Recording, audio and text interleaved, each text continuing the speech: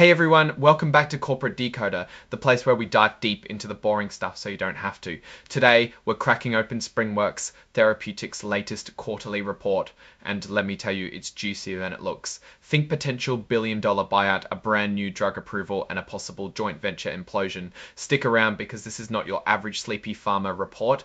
Before we jump in, if you appreciate getting straight insights from corporate documents, make sure you're subscribed. We also have a Discord community linked in the description below if you want to discuss this report and others with like-minded people. Hold the phone. Before we get into the nitty-gritty, there's an agreement to be aware of. Basically, SpringWorks is set to be bought out by Merck KGaA, a German company. This deal is still pending, meaning it needs to clear some hurdles before it's final, like shareholder approval and getting the thumbs up from regulators who look out for monopolies. That is, regulatory agencies. If the deal goes through, each share of SpringWorks will be converted into $47 per share. For current shareholders, of course, this deal could fall apart, and that risk hangs over everything else in this report. SpringWorks is a company focused on developing and selling drugs for rare diseases and cancer. They have a couple of approved products and some others in testing. It's worth noting they've been losing money and burning through cash, but they hope their 2 approved drugs will change that. They actually started to make product revenue in December of 2023.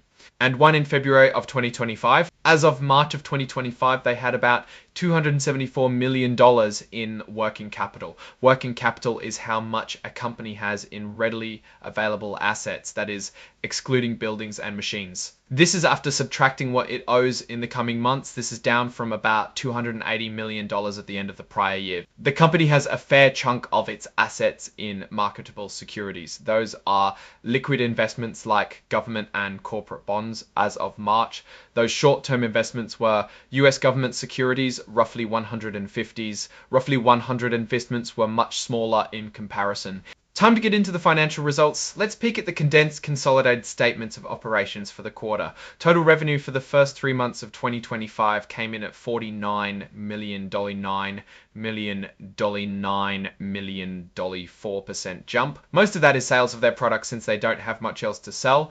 Now, here's where things get interesting. Total operating costs and expenses clocked in at $129.6 million. That's a 13% increase from last year. But don't panic, that means that they are investing to grow. That brings the loss from operations to about $80 million. Yes, still a loss. Adding all the interest, investment income, and equity investment losses brings the total net loss to $83 million. Compared to last year, where the net loss was $87 million, the trend is not as good as it seems since revenue more than doubled. It means expenses are increasing very quickly. All this comes out to a loss of $120.11 per share. Last year, it was $1.18 per share. Remember, SpringWorks is a growth company, so these numbers should be compared with the amount of revenue they are earning and their growth expectations.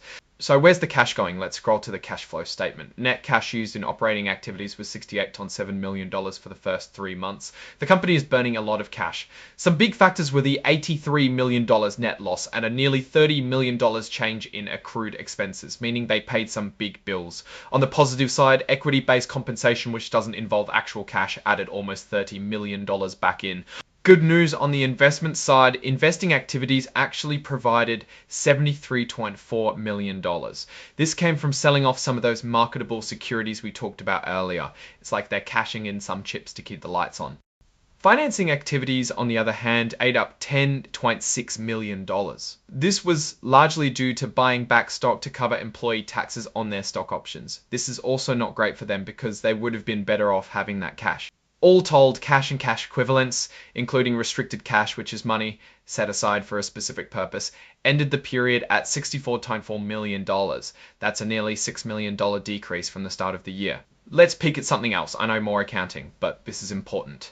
The company has not changed its accounting policies in any significant way. If they had, it would be a big red flag. SpringWorks holds significant financial assets like cash equivalents and marketable securities. These are valued at fair value using standard accounting principles. SpringWorks has some interesting partnerships, but their joint venture, MapCure, has been wound down as of March 2025. As a result, the company had to record a total impairment charge of roughly $5 million. Ouch. As of March, SpringWorks wasn't involved in any major lawsuits or claims that could lead to a big loss, which is good. SpringWorks uses stock options and restricted stock units to pay its employees. As of March, there were about 5 million shares available for future grants. The company estimates it will take a little over 2 years to actually realize the expenses on these unvested options. Because the company had a loss, basic and diluted numbers for net loss per share are the same. As of March, about 16 million shares were excluded from calculations because including them would actually make the loss per share smaller. SpringWorks has one reportable segment, developing and selling medicines. Let's talk about that merger again. It's a big deal, a key item for SpringWorks right now. If the deal falls apart under certain circumstances, the company might have to pay Merck KGI a termination fee of around $145 million. Now let's zoom out and look at the bigger picture here. SpringWorks is a company at a crossroads. The potential buyout by Merck KGI is huge, but it also creates a lot of uncertainty. If the deal goes through, it's a great payday for shareholders. If it doesn't, they're back to square one, but with a significant amount of distraction and costs. The underlying business is showing some promise with revenue more than doubling, but expenses are also climbing fast. The company is burning cash and it needs to manage that burn carefully.